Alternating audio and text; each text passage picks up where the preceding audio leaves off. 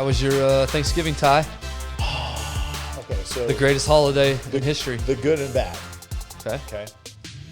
There's no bad on Thanksgiving. Don't There talk is. like that. There is. It's called Monday after Thanksgiving. Like the Thanksgiving hangover is Yeah, real. for sure. Like it took all of me to get up this morning and like go work out. But then even like getting into work, it's like, you know, when you come back to school after summer vacation and it's like, I forgot everything I learned last year. Like that's how I felt coming like back to work today. I'm like, what do I do? What's going on? Because it was amazing. I literally took 4 days and did not think about work. I was totally just present, plugged in. So the good way outweighed the bad. But honestly, The actual holiday was great. Oh, it was awesome. It's coming back from the holiday. Awesome. Y'all stayed here, right? Because you got all family here? Yeah. You know what, though? It was interesting. So my sister, she just had her first, and my brother was traveling with his wife's family. So this year we decided, usually everybody comes together. My wife's side, my side, everybody. And it's chaos, right? Like 30 people like at the house. And this year we were like, hey, like my brother Zach, he's gone. Let's just my sister wanted to start kind of her little thing and do her own Thanksgiving. So she did that. And so we did like just a more intimate, and it was way more kickback. Yeah. You know, we usually my mother-in-law cooks. That's like her meal, like that. She loves doing that. But we usually host just from a size, family-wise. And Yeah, because you're super rich and you have a big house. You said it, so it's not bragging if somebody else says it, right? I'm just kidding. Well, comparatively, because my in-laws, they're doing the RV living deal right now. Oh, nice. Yeah, so they got out of the house and then like they're literally doing RV. They're rich in freedom right now. Oh my gosh, yes, and mobility. So anyways, it was good. It was great, and we got a ton of work done at the house. Like it's crazy. Like you think like 4 days, you just want to do nothing and relax. Like for me, it was so much more recharging to like get stuff done. Be productive. All the stuff you've been putting off. Yeah. Well, I wouldn't even say, I mean, we've got projects around the house that are kind of like all coming to a head, and like little things got to get done that like we had a couple contractors come through. Part of it was fixing some mistakes, but part of it was getting stuff prepped, ready for the next guys that are coming in. So there's a lot of that. And then got in the garage, got everything. It's that post-Christmas decoration. So again, it should be this weekend that we should be pulling stuff, or this last weekend that we should be pulling stuff down. But anyways, after you unload it, now you've got all the tubs and boxes. Where do they go? So they got to go back up in the attic. So But anyways, it was great. Got a lot done, and I feel good. Awesome. What about you? You traveled. You went wet. Well. So ours is a classic case of making the best of a bad situation. Okay. Lemons or lemonade out of lemons. Yeah. So I'm getting my days mixed up, but our younger son, our 2-year-old, woke up, I think it was Monday night, threw up all night. Oof. So he was sick. And your oldest had just gotten over that a couple weeks before, right? Yes. So youngest was sick, and me and the oldest were just going to drive. We were supposed to go back to my hometown, Abilene, and we were just going to go and hang out. And my wife and my sick son were going to hang back. Well, the next day, my oldest wakes up, has the flu. So we didn't go anywhere. We just ended up staying home. So my wife, shout out to my wife, we pivoted. This was Wednesday, called an audible, got some meat at a local barbecue place. She threw up some sides together, and we ended up having like a 4-person small thing. First time we've ever done that, just the 4 of us. So it was going to be fun because we were going to go back home and see cousins and all that, but it ended up being maybe more fun because we didn't have to travel, and we just got to do it. And you don't feel guilty for taking a nap on the couch Yeah, after exactly. you eat. So, it was great.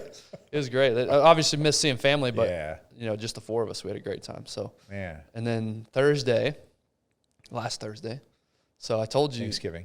The Thanksgiving Day. So I told you that this month is the most epic month sports-wise. Yeah. World Cup, football, all that. Day. So Brazil. Saw that. Obviously, I'm a big fan of Brazil. Actually, that was the only game I watched. Yeah. I didn't even watch the USA. They got the win. It's literally as soon as their game was over, you just switch over and watch the Cowboys get the victory. Yep. So I think wasn't it the same channel? Wasn't it? Actually, no, it was. You're right. It Yeah, just you're right. rolled Yeah, into just it. rolled right into it. So Yeah. it was the greatest sports day, And a great probably win. of my Great lifetime. win from the Cowboys. And I mean, even the Detroit Buffalo game was a great game. I didn't watch a single minute of that. Oh, it was a good game. Yeah. It was I mean, it was better than the Cowboys Giants game, Right. other than the fact the Cowboys won. But yeah, it was a great game too. And that was a great weekend of sports. Yeah, it was. And then did you watch any college football this weekend? Holy smokes. Not really. No. Oh, I watched USC. Yeah. I watched USC Yeah. beat Notre Dame. They look good. Yeah, they do. They looked real good. They do. But I mean, the I didn't watch any other Oregon games. State beat Oregon. I mean, there was some great games. Yeah. I mean, A&M beating LSU. I mean, it was. I pretty much spent my whole time watching World Cup soccer. I like a mix of like competitive games, but I Yeah. mixed in with some upsets, and then I also like obviously teams I root for. I just want them to keep winning. But like it was just a great mix of sports this Yeah, weekend. that was phenomenal. And the U.S. By the time this airs, the U.S. will know their fate. But they play tomorrow when they were recording on Tuesday. Yeah. And they have to win to advance. If they lose, they're out, or I tie, didn't they're out. Dude, this is really bad. But that England game, was that bad? No, I mean, obviously, England's I'm good, of the mentality of like no moral victories. Yeah. But from a pure soccer standpoint, we shouldn't have even tied them. They should have beat us pretty. In fact, most England fans were saying it's not a matter of if we win; it's a matter of by how much. So, tying them was actually a big. Because USA, I think, is the second or third youngest team. At the tournament. Yeah. So for them to, but again, I mean, it's a tie. Like, And it's kinda like kissing your Brazil's cousin. ranked It's number like, 1, right, going into the tournament. Brazil's number 1 in the world. Yeah. So there's a lot of expectations on him. Now their best player's hurt right now, so he's not playing. He didn't play today or the next game. He won't play again this Friday, but he should be back. They're already advanced, so he'll be back for the following game. So Sweet. Anyway, yeah, it's been fun. Once every 4 years, you get this. So awesome. And guess what? We get it next time. Next one. You better believe I'll be there. Yeah, I bet. I mean, Jerry's hosting a game. You better believe I'll be there. close some deals before then, dude. Yeah, that'd be a pricey ticket, I'm sure. If we have any companies out there that would like to sponsor the podcast with World Cup tickets for 4 years from now. Seriously. So anyway, for those of you who could care less about soccer, sports, anything like that, sorry. Hopefully that didn't bore you too much. But wanted to finish up our discussion, our what's happening to religion, faith, and God. Wanted to finish that today. So far, we talked a little bit about, just some open questions that we had last time we talked. So far we've talked about our background in faith growing up. Last time we talked about church and the literal decline of attendance and people who are religiously affiliated. And today, just wanted to kind of have an open discussion of what does the future look like? Where do we go from here as a country? Do we need religion? Should we try to, should we work as a nation to bring it back? Do we want to keep them separated like intended? Where do we go from here? Just kind of an open dialogue of how this is going to impact future generations. Yeah. And what does that look like moving forward? So a decline in faith, a decline in religion, a decline in association with I church. think that's interesting. You say decline in faith. I mean, I think that's what media would say, right? Decline in Christianity, decline in religion, those are measurable. I think decline in faith is hard to because again, this is totally anecdotal and totally an opinion, but I would say if you poll 100 people, I would say still a large majority would not say, hey, I'm straight atheist. Yeah. Like, I know that there's nothing else out there. I don't believe in any greater being, and it's just like us existing. We happen by chance, and it is what it is. Now, what I would say, yes, is I do think that there's a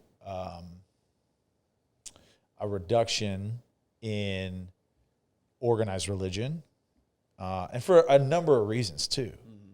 I think the problem with that right now, and the problem of pegging, like, hey, I'm not Christian anymore, I don't go to church, or I'm not Muslim anymore, I'm not Jewish, or whatever it is. What's really hard is typically they're turned away not because of what they believe. They're turned away because of what person has done to them, whether it be a church, whether it be somebody within the church, whether it be, a representative of it. It's more so, I believe, that than it is, hey, you know what? And I'm not saying it's every case, because I would argue, like, even like you've been really honest about, like, hey, I've just got questions. There's a lot of like logical things that just don't really add up to me. But I would say a majority of people that have turned away from, pursuing, having a religious identity and saying, nah, I'm good. But I would say those people still say, I still believe that there's something bigger than just us.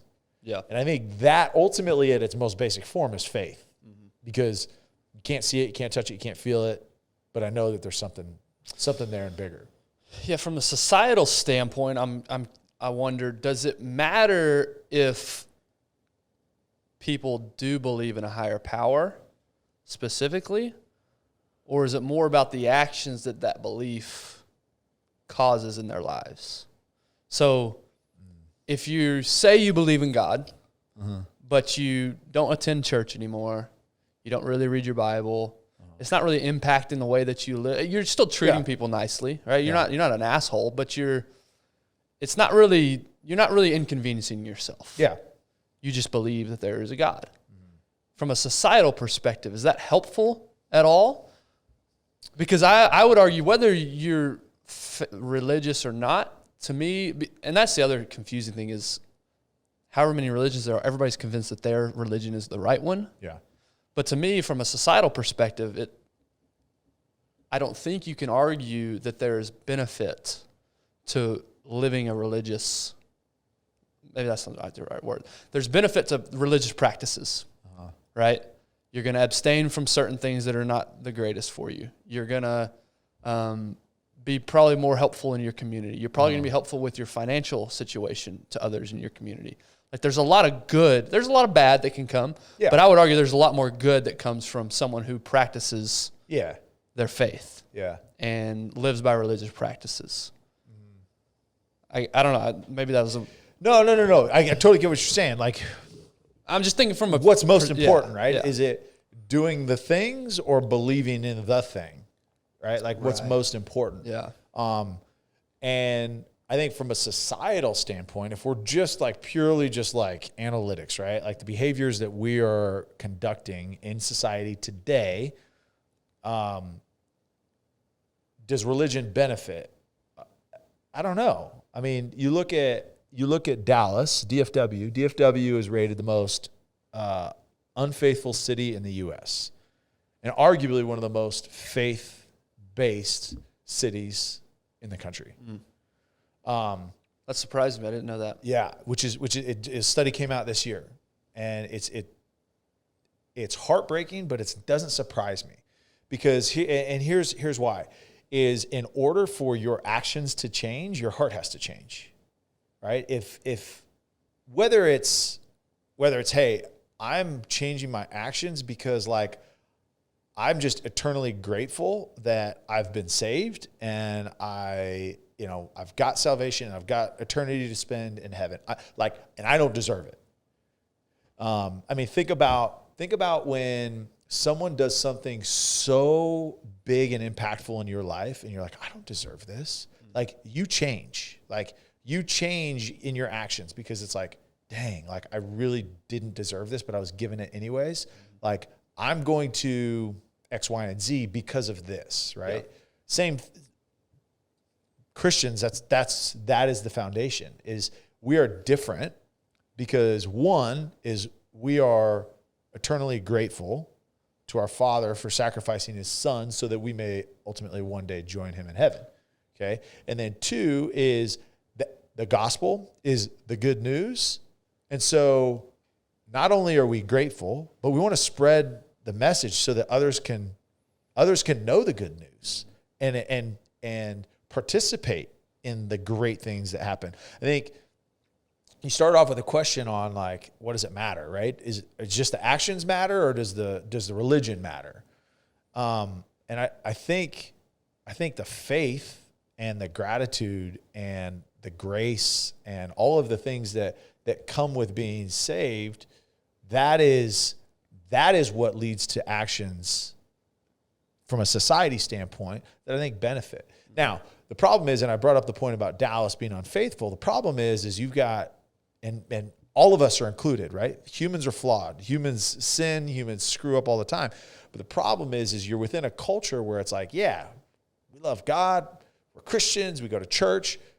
But you're out with your assistant having an affair because not only is faith a part of our culture, but like success, right? Dallas is a highly successful city, and there's a lot of, I think there's a lot of misinterpretation of the Bible, I think too, in that, like specifically men, and I'm not saying it's just men because the unfaithful aspect comes on both men and women, is taking that like, hey, I'm the head of the household. Egos are inflated. I make a good living. Now I can do what I want. What are you going to do? Mm-hmm. And so there's just a lot of just like really just messed up thinking, I think, in our city under the guise of, hey, you know, I'm in a small group. I go to church. I'm a board member. I'm this, I'm that. Like all these things that are checking the boxes because you're successful and you have to do those in Dallas. But really your heart never changed because you really don't believe what you say you do when you're at church on Sundays. Yeah. And so I think that's part of it. But do I think, I mean, Muslim, Jewish, they're very rule-oriented. Those religions are very rule-oriented. And so what they do, does that help society? Yeah. What Christians, like the way that like, you know, the teachings and especially, I mean, Old Testament for sure, but like New Testament even, right? Like love thy neighbor. Like, you know, like Jesus washing the feet of his disciples, saving people that didn't deserve to be saved, showing grace to everybody. Yes, like our society needs those things. And if he's the example we're striving to be like, knowing that we'll never achieve it, like, yes, that's going to make society better. But so are the other religions. Yeah. So what's the differentiator, right? Like how are each one different? Because other than like extreme Islam, like, and you get in like you get over into like Middle East and stuff like that, like things that they're doing to women, things that they're doing to infidels and stuff like that, like that obviously doesn't help society. Right. But like here, I would say that there's a lot of good things that they are supposed to do according to their book. Yeah, that's the interesting thing is because you talk to them, they are fully devoted, believing. More so. Yeah, they are full belief that what they're doing is what they're called to be doing.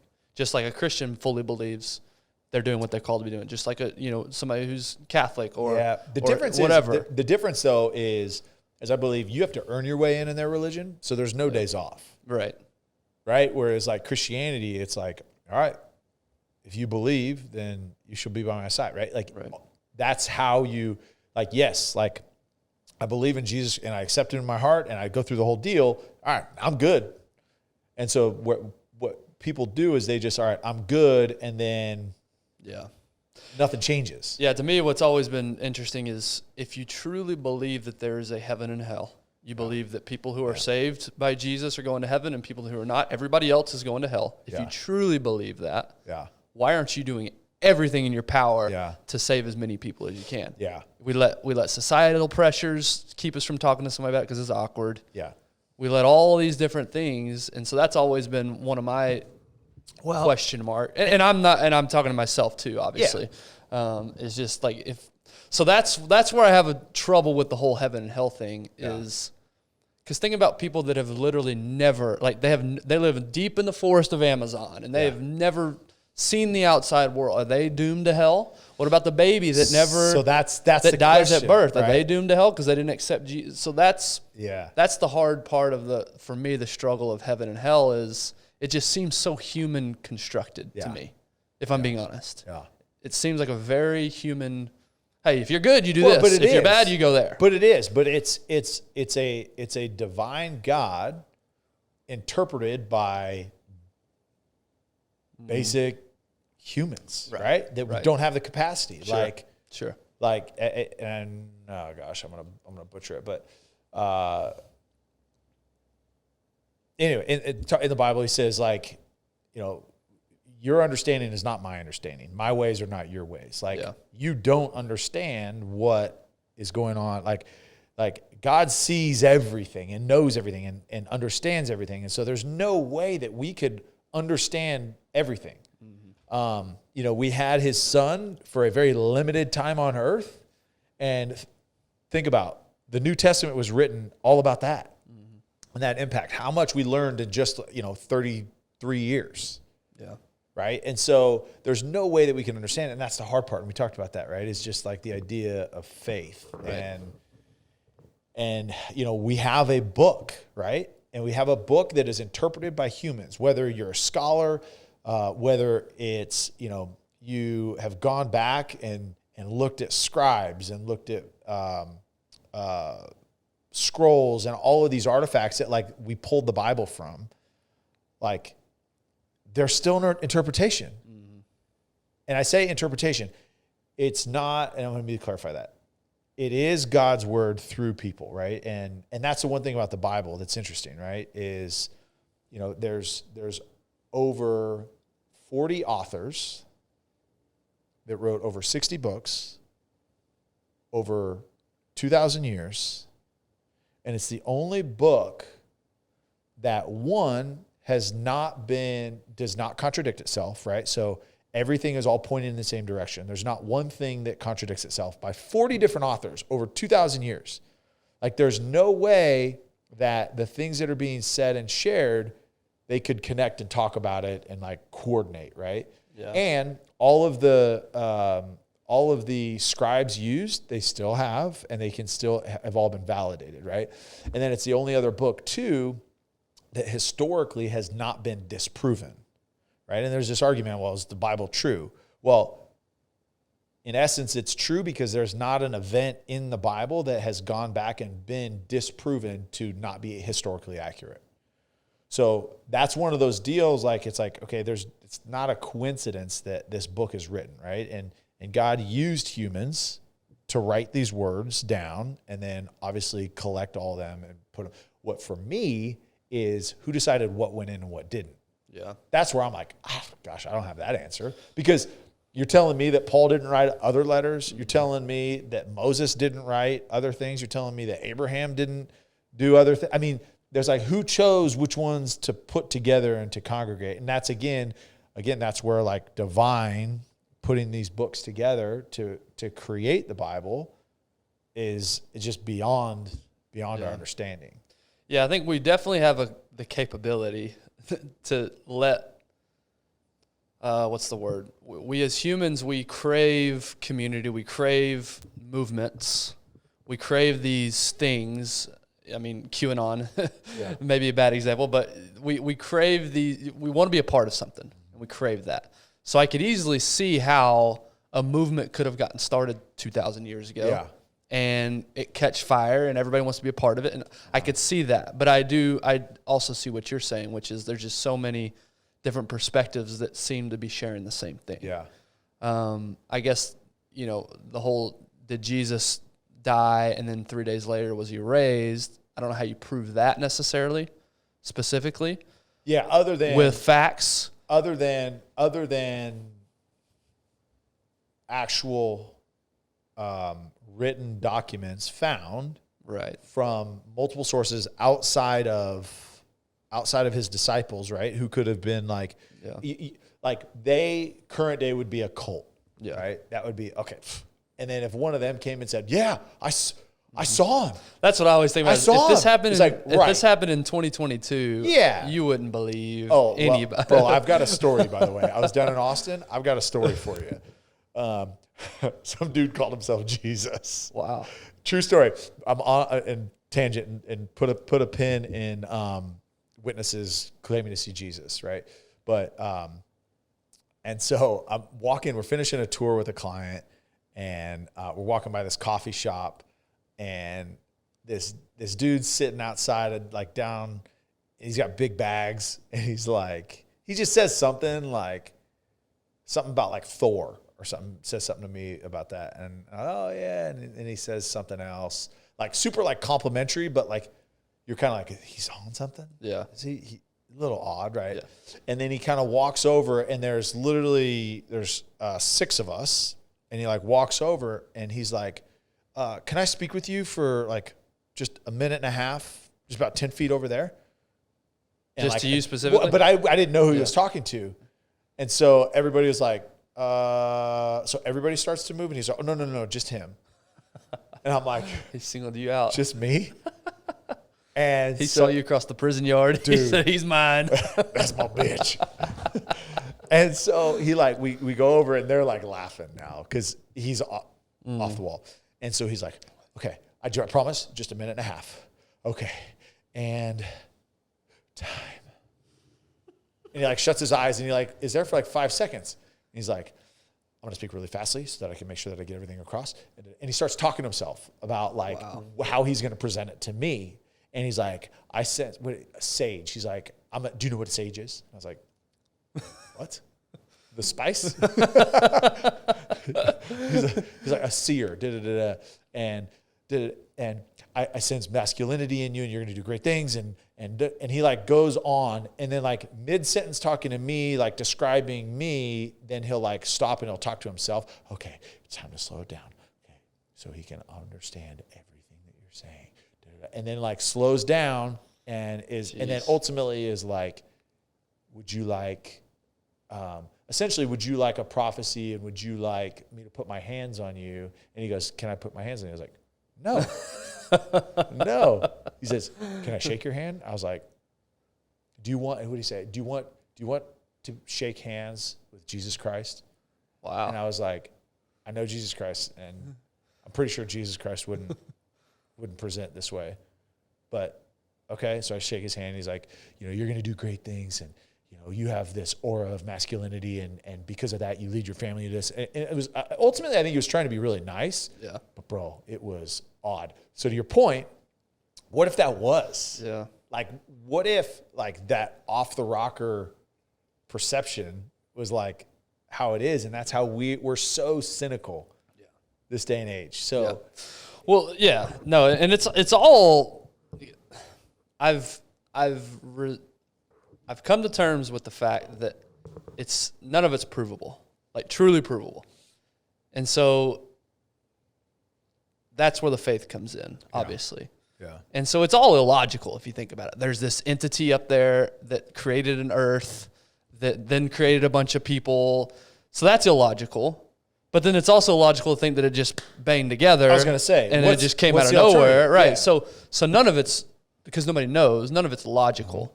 So you're going to have to be okay with believing in something that's illogical. Yeah.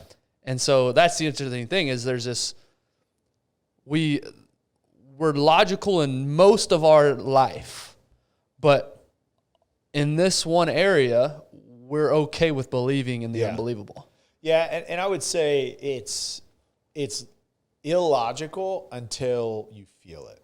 Yeah. Right? Well, yes, agreed. Like, it's not illogical to you. Yes. Because you correct. felt it. Yeah. Yeah. An outsider that hasn't felt it is going to be Correct. like, this dude, it's illogical, right? Yeah. So that's the weird thing that's the hard thing, because I can't prove that you're wrong. I can't. Yeah. Because you wholeheartedly believe what you believe. You felt it. It's made a true impact on your life. There's no disputing that. Yeah. And why would I even want to try? Yeah. Ultimately, at the end of the day, what good does it do me to try to disprove you? Yeah. So that's the other thing that I don't get is why people want to, disprove things. If it's helping your life, if it's leading you down, if it's a good social construct for you and moral scaffolding, if you will, in your life, and it's helpful and it's beneficial and you're doing good with it, why would I spend any energy trying to prove you wrong? Yeah, you know why? I think now, culturally, why there's such an attack on religions is because religious people have been judgmental for centuries. That's true. A lot of wars have been started. Yeah. Yeah, that's true. Right? And so the most hypocritical, judgmental groups are usually Christians. Yeah. Right? So they're judging you for this, but then they're going and doing that. Just like I talked about Dallas. Right. And so any chance, like think about it, right? Like if you've got like a classmate that's like super hypocritical, they're like the teacher's pet, but then they're like an a-hole outside on the playground, like you're going to want to call that person out and expose them. So these people that have felt judged that maybe don't have that, it's like, dude, we're about to. Baptist church, hiding sexual abuse, hiding all these things. Yeah, we're blasting that. This is our chance to get you because of all the judgment that you've passed our way. Right. Which is unfortunate because, again, people are turned away because of people, not because of beliefs. Right. You know what I mean? And so that's what's like heartbreaking is people are making decisions on God and Jesus based on what somebody else is going to do. And that's like saying I'm only going to be my wife's job or my spouse's job or their job is to make me happy. Mm-hmm. If you're putting your faith in someone if you're putting your faith in someone else to bring you joy, happiness, peace, whatever it is that you're looking for, they're going to let you down. Yeah. So to put your eternal welfare on the actions of someone else, no wonder people don't. Right. No wonder people don't believe anymore. Yeah. So moving forward, can the trend continue and we continue to be a society that's civil and thriving and heading in the right direction? Yeah. Does religion have anything to do with 100%. that?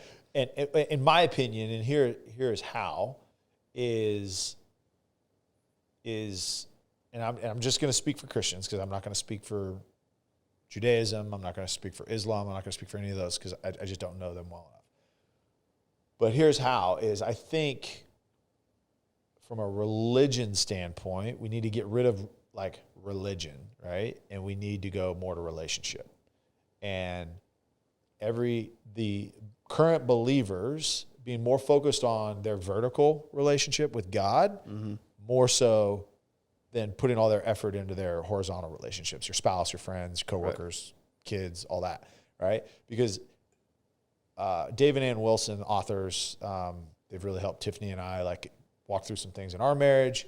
But they have a book called Vertical Marriage, and like making sure you're right here, because if you're right here, your heart has changed. And now you're going to be a much better representation of what Jesus calls us to be horizontally. That's where it happens. And to me, if there's any change for the positive, it's going to be on the churches to get rid of this facade, like we're perfect and this is a place. And I think that they are. I think there's a balance, right? The thing that I do see, and earlier you brought up heaven and hell. The thing that I do see is we've got a very soft teaching of the Bible. Like it's we pick and choose which study in Scripture. I'm not saying everybody, but pick and choose so that people keep coming to church, so that they keep giving, so that they feel good, and then they go out on their way. So they go, check the box. I'm recharged. I feel good. I'm full of the Spirit. But all they've done is just boost whatever bad habits you have, because everybody is that's gone to church has sat in there and like, oh, he's talking to me. Yeah. Totally talking to me. Right. All of this. So you feel like, okay, hey, my life, I'm either broken and worthless, or like, nah, I'm good. It's everybody else. All you suckers, you guys are terrible. Mm-hmm. So I think we have a watered down. So there's a balance of, when you grow up, are you afraid of your father? Were you afraid of your dad? Sometimes. Not like afraid like he's going to hurt me, but like there's a fear. Right. That's like the phrase, put the fear of God in you. Yeah. We don't have that fear of God anymore, because we have a nice version, because we want people to keep coming back to church, which I get, is we want you to learn and know about Jesus, but we never take that like next step into like depth and actually really get to understand him. And so everybody's just got this fluffy, rainbows and lollipop version of God. And there should be a healthy amount of fear, because this is the God of the universe that literally created, and again, this is my belief, that created heavens and hell. Mm-hmm. And if I'm not right there, then I'm going to spend eternity in hell. And it's described as the gnashing of teeth. Mm-hmm. Like, nah, no thanks, not for me. Like, I'm going to do what I got to do to be by his side, right? So there's this healthy amount of fear. But churches need to teach how Jesus taught, right? Like, and we talk about it on this show all the time, all about service. Like, serve others. It's not about you. Whatever you do here doesn't matter. This is such a small blip on the timeline of eternity. And we're so focused on all this. Go serve other people. Go do wash somebody else's feet. Like, help somebody that's in need. I mean, whatever it is, but like, if we taught more of who Jesus was and how to be that way, and that, hey, look, strive to be that just because you're already saved. It doesn't matter. It doesn't matter what you do personally. And I say that. I'm the worst at it because I'm focused on work, grind, and then I fit God in where I can. Right. Like, that's where, and again, I'm the first to say that. And that's completely backwards. Yeah. But if there's going to be a shift and there's going to be a change, it's on the church and current believers to really check their heart and how they're treating other people. Like, there's a ton of issues, right? That it's complicated. It's hard. Like gay marriage. What's the Christian stance on it? Yeah. All these race issues, right? Political. I mean, you've got transgender, you've got abortion, you've got all these big topics. Yeah.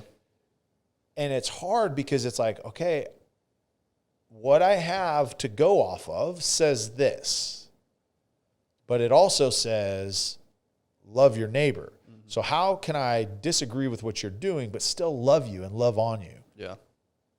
And that's a really hard balancing act. Yeah, that's the other hard part is it feels like people pick and choose what they stick to. Yeah. From the Bible. Yeah. I pick certain passages that I want to stick to. I pick certain, stories that I want to stick to. And so to your point, it's where do we evolve? Yeah. In the modern culture? Where is it okay to evolve? Where do we need to hold a hard stance? Yeah. I think in your case, whether, somebody agrees or disagrees with all your beliefs, I don't see any downside to what you do and what you believe and how it affects your life. Yeah, maybe you're hard on yourself and you feel like you're not faithful enough, but you serve in the community. You're raising your kids, to be seekers of God. You and your wife have a healthy relationship. You're doing all the things that are helpful to society. So whether somebody believes or they don't believe the same things that you do, they can't argue that you're not being helpful. Yeah. And so whether an atheist, but other people who don't believe what you, like you said, other religions or people who don't believe anything at all, they can still live by that moral standard. Yeah. So again, we're never going to come to a conclusion that we know somebody's right and somebody's wrong. Yeah. I just look more for the good of society. I think it's a bad thing if we get away from these moral principles. Yeah. I don't think that's putting us in a helpful direction. And if you get those moral principles from the Bible and God and your religious faith, that's amazing. I hope that that's what you do. Yeah. I think there's other ways that you can do that as well. I just think if we're trending in a direction where there's no rules, no moral structure, well, your own rules, your own rule, kind of bending things to you, because part of faith is you may not agree with everything or you may not like everything, but you're going to stick to, like, to be known as a Christian, these are the things that you need to believe and need to practice. Yeah. Well, yeah. And again, it's the difference in you need to do these things or you get to do these things. Sure. You're going to do these things. But to your point is your own morals, your own this. It's like we've talked about it. We talked about it in Wisdom Pyramid. We talked about coddling the American mind, your own truth, right? And creating something. Like, there are literal truths out there. Like, you cannot argue that a male has a X chromosome, right, and a female has a Y chromosome. Mm-hmm. Like, that is you can't say that one is not the other. And it requires one of each to reproduce another human being. Correct. You can't argue that. You can't argue that. Now, is there there's not a gray area. There are truths that you can't just say I'm this. A human cannot just say I'm a cat. Yeah. You can't. Right. Like physically, there are truths out there. And I mean, there is a litany of truths out there that we just as a society decide, nah, I don't like that. Yeah. That's like Christians do it all the time. Christians will take the Bible and they'll be like, nope, too hard to follow that. Nope, don't like that. Don't like that. Yep, that one. That one's for me.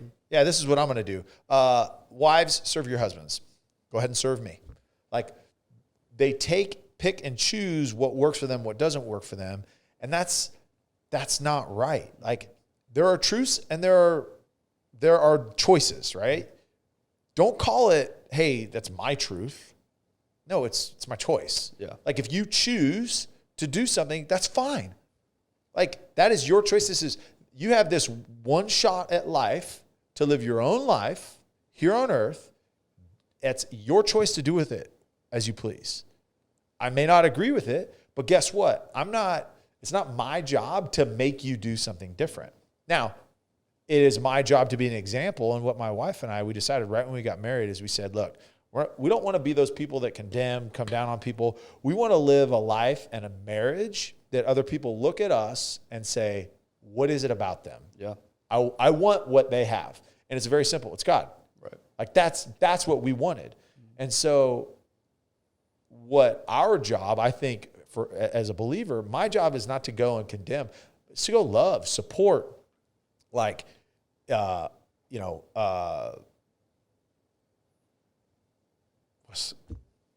just totally blanked. I had a total brain fart.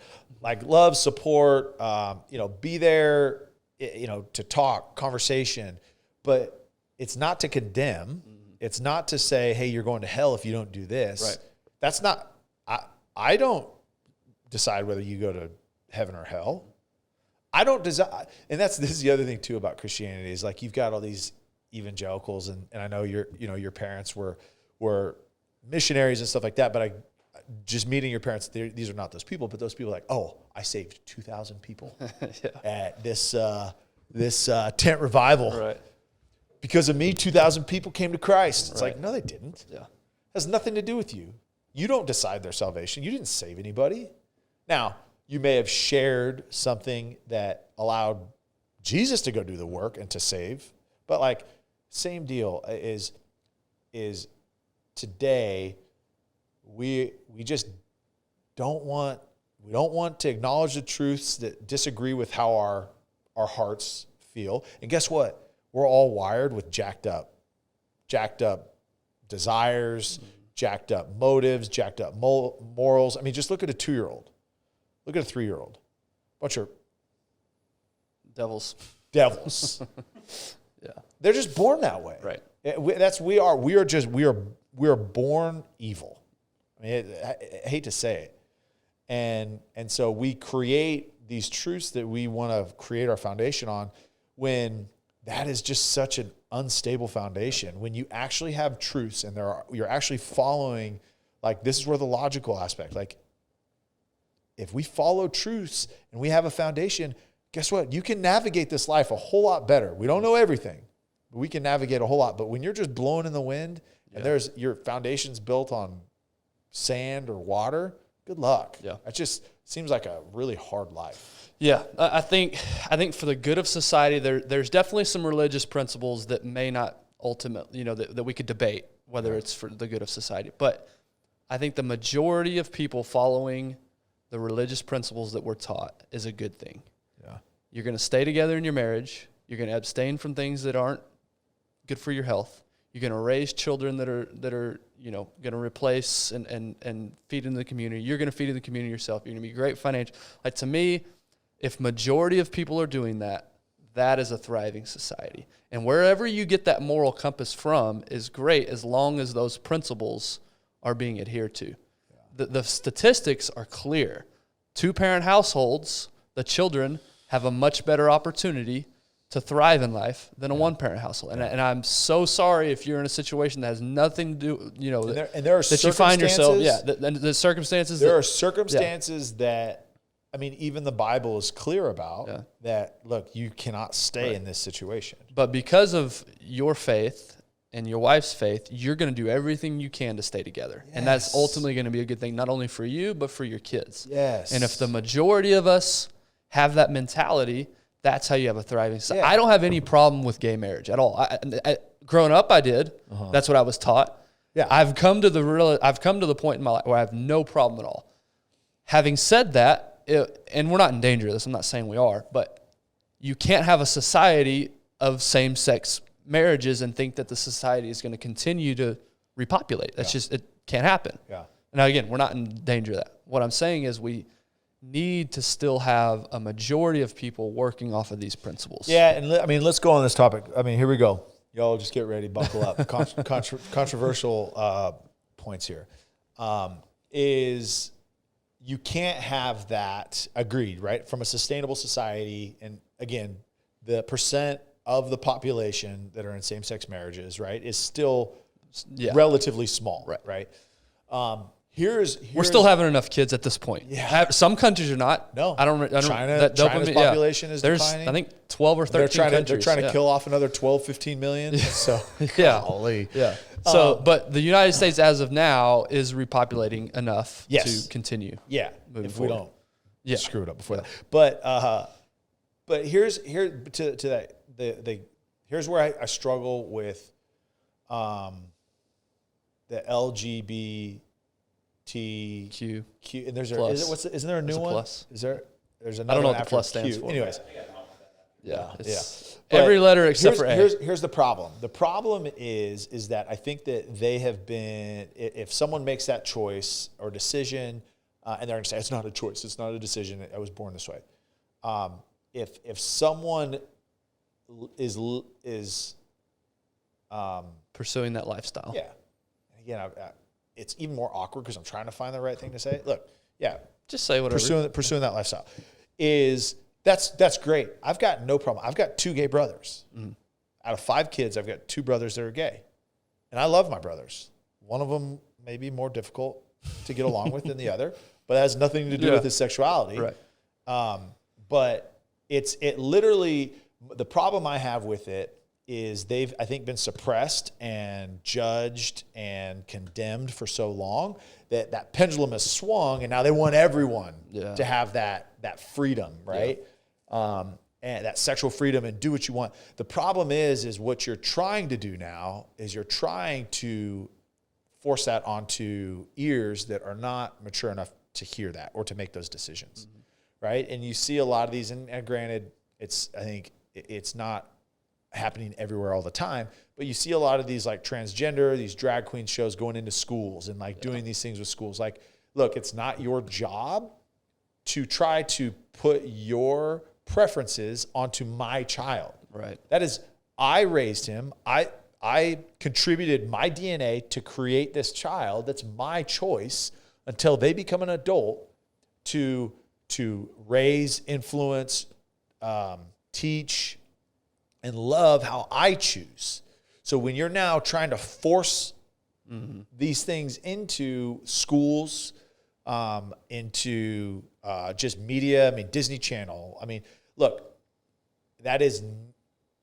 you cannot argue that it is abnormal, just like we talked about, is you cannot reproduce. So we as humans were created to reproduce, and the same sex can't do that. Now, if you choose to do that, that's fine.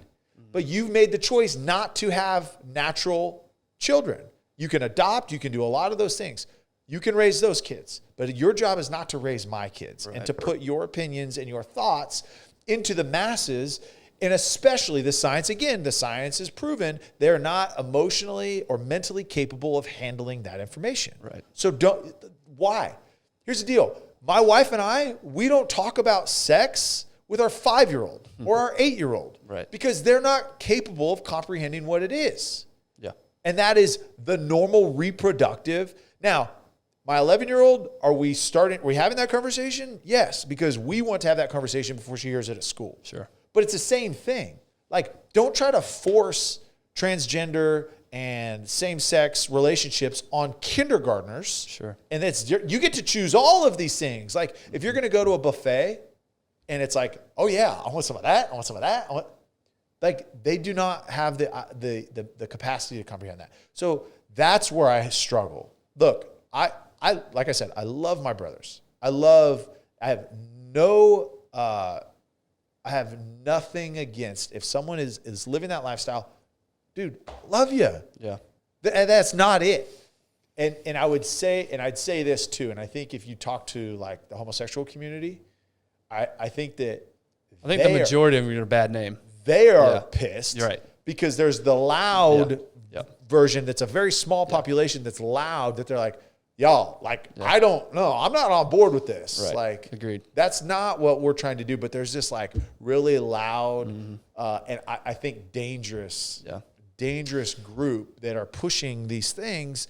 And talk about like societal chaos. Yeah. Like that's where you start confusing kids and putting those thoughts in their mind, taking out information, history, so that we can't learn how we've screwed up in the past and how we can be better. Yeah.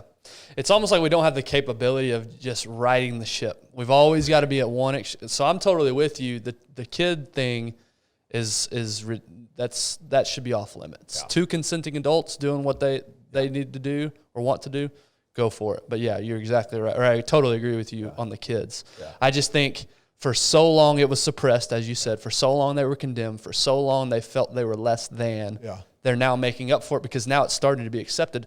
So instead of just riding the ship and moving forward together, it's, no, we're going to – and it's like same thing with race relations. Yeah. Everybody's like, well, I'm sick of hearing all this, woke stuff. And I am too. I'm with you. The problem is there was hundreds of years of suppression of people and treating people less than for their skin color. Yeah. Now it's starting to be accepted the last 40, 50 years. Yeah. It's understandable that some of the group is going to go a little overboard. Yeah. So do I agree with it? No, but I do understand it. Yeah. Because for so long it's been viewed a certain way. Totally. Now we want to bring it but we don't have the capability as human beings, it seems like, to just go right down the fairway. Yeah. We've got the pendulum has to be swinging one super strong way or the other. So it's like to me it's okay, is it just a matter of time? Is the LGBTQ plus, is that going to calm down in 20 or 30 years as things move forward? Or I don't know. Because again, the pendulum has definitely swung very, very far to the other side as opposed to what it was 50 years ago. That's right. So I don't know how exactly we got down that. I don't know. It totally went different from religion to that. But I think the overall theme is, well. And here's an example. Here's an example of the religion aspect. When I found out my younger brother, when he came out, I handled it completely terrible because I was, and I would say, and I shared that like, hey, look, I got baptized early, and then I kind of did my own thing, and then I came back to Christ in 2012, and my brother came out not too long after that. Yeah. And I was new, I was immature in my faith and all that, and I tried to literally wave the Bible at him because he grew up going to youth group and doing all that, and I was literally, and like it was a debate because he's saying, well, this verse says this, this, this, and this. It says that it's okay. And I'm like, well, no, this verse says this, this, this, and this. It's not okay. Right. And it's like, it's all interpretation of something that doesn't mean that. Right. And as opposed to, man, okay, I love you. Mm-hmm. Regardless of this decision or this lifestyle or who you believe that you are, like, doesn't matter. You're my brother. Like, you're my blood. I love you regardless. And I'm here for anything that I can to support you. Yeah. In living a fulfilled life, because all I want for you is to be happy. Like, it really truly is. And I want you to be able to impact other people too, like in a positive way. And I wish I'd have handled it that way. I didn't. And I was terrible. Yeah. And I was like, I can't believe you do this. And I was awful. I was absolutely awful. But again, but you learn from it. Kudos to you for, realizing it. And I'm sure y'all's relationship is much better now. And yeah. I think maybe to wrap it up with this, I think, again, despite all my questions, despite my doubt, despite what's true, what's not true, where did it all begin, all those questions, I see a ton of value in having a purpose beyond myself, not thinking it's all up to me, and getting within a community that believes that as well. Yeah. Now, whether it's through Christianity, through whatever religion it is that you pursue, to me, that is a valuable way to live your life. Yeah. Which is, this is not about me. It's about how I can serve other people. It's a freeing way Right. to live life. To live life thinking that you are in charge of everything and every decision you make has exponential consequences, eternal consequences, and that's totally up to me. And like, we all struggle with it, like with our families. If I don't go grind, my family doesn't eat. They don't have a roof over their head. They don't have all the things that I want to give them that they want. And it is a freeing way to live, trust me, when it's like, man, I'm just going to be obedient. Yeah. And I'm just going to, look, I'm going to do what I'm called to do. And we're called to work. It's not like don't do anything. We're called to love. But like to think that every outcome is dictated on a decision that you make, dude, that's heavy. Yeah. Like that's really heavy. And you're 100% based on your own performance. Like your value is based on your performance. It sucks. And trust me, I've lived my entire life feeling that way. That's a hard habit to kick. But when you can just let that go, even if for a little bit, and say, hey, look, man, I'm loved no matter how screwed up I am, no matter how good I do, how bad I do, it doesn't matter. I'm loved and I'm valued and I'm cherished and I just have grace, man. Living life, understanding that even though I don't deserve it, I have grace. Dude, it's a freeing feeling. And trust me, it allows you to do more. Mm-hmm. Yeah, and whether it's true or untrue, that's a valuable way for you to live your life. Yeah. And that is helpful. Yeah. There's no downside to what you just said there. What happens if I'm wrong? Guess what? Yeah. We all go to the same place. Right. I just got rid of some stress. Right. Yeah. You know, it's interesting. I'm reading that, and we're going to talk about it before the new year, that book, Willpower. Yeah. And it's the subtitle is Why Self-Control is the Secret to Success. But it actually talks about, statistically speaking, religious people live longer. Because they, like we said, they abstain from things that are bad for them. They they have faith in something beyond themselves. Oh. They don't try to put everything on them, so that stress is taken away. Yeah. They're less likely to partake in risky behavior. Yeah. So statistically speaking, what does that book say about ice cream at 10 p.m.? Yeah, maybe that doesn't really help you live longer. But that's the other thing, right? Is gluttony, sloth, those types of parts of the religious. I mean, your body's a temple, right? You want to take care of your body. Doesn't mean you never indulge, but ultimately it falls under idolatry. Like, what do you idol? Yeah. Right? Is it food? Is it money? Is it sex?